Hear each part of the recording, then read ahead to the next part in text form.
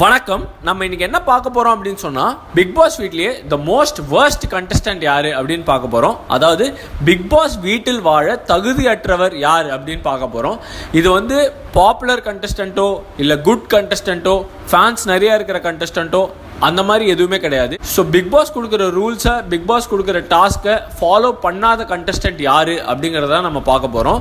அது வேற யாருமே கிடையாது, நம்ம ரெய்ஸா தான்.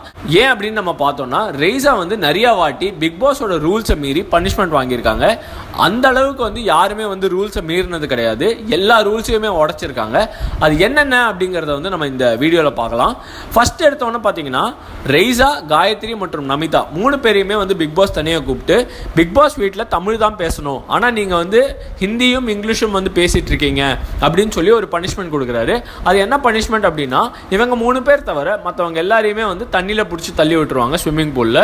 ஸோ இதுதான் வந்து அந்த பனிஷ்மெண்ட். நெக்ஸ்ட் டைம் வந்து பார்த்தீங்கன்னா, ரெய்ஸா வந்து தனியாக மாட்டுறாங்க இங்கிலீஷ் பேசி.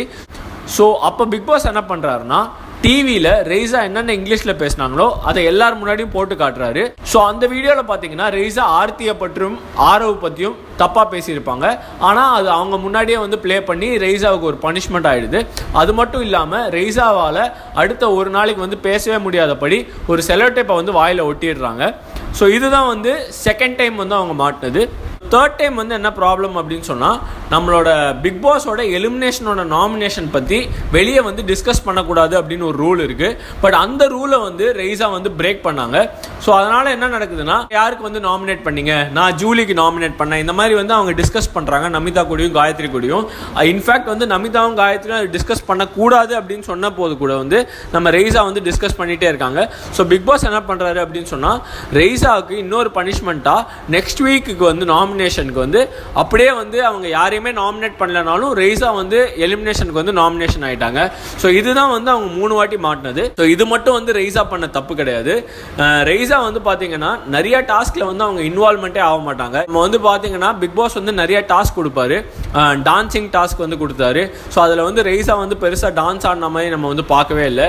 ஆக்டிங் டாஸ்க்லையும் கூட வந்து பெருசாக வந்து ரெய்ஸா வந்து ஆக்டே பண்ணல. ஒரு சின்ன ஒரு டயலாக்கோ இல்லை சும்மா வந்து நின்றுட்டு போகிற மாதிரியோ தான் அவங்க பர்ஃபார்ம் பண்ணியிருப்பாங்க. இன்ஃபேக்ட் அந்த தமிழ் தாய் வாழ்த்துலாம் போது கூட அவங்க ஒன்றும் பெருசாக வந்து மற்ற கண்டஸ்டன்ஸ் மாதிரி அவங்க இன்வால்வ் பண்ணிக்கவே இல்லை. ஸோ பிக் பாஸ் டாஸ்க்கை பொறுத்த வரைக்கும் ரெய்ஸா வந்து பெருசாக வந்து இன்வால்வே ஆகலை.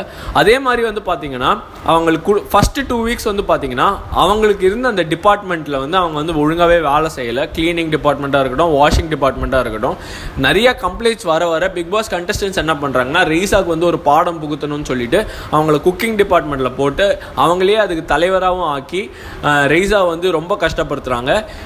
ரெய்ஸா வந்து எப்படியோ வந்து அந்த குக்கிங் டிபார்ட்மெண்ட்டை வந்து ஏதோ பண்ணி காப்பாற்றிட்டாங்க.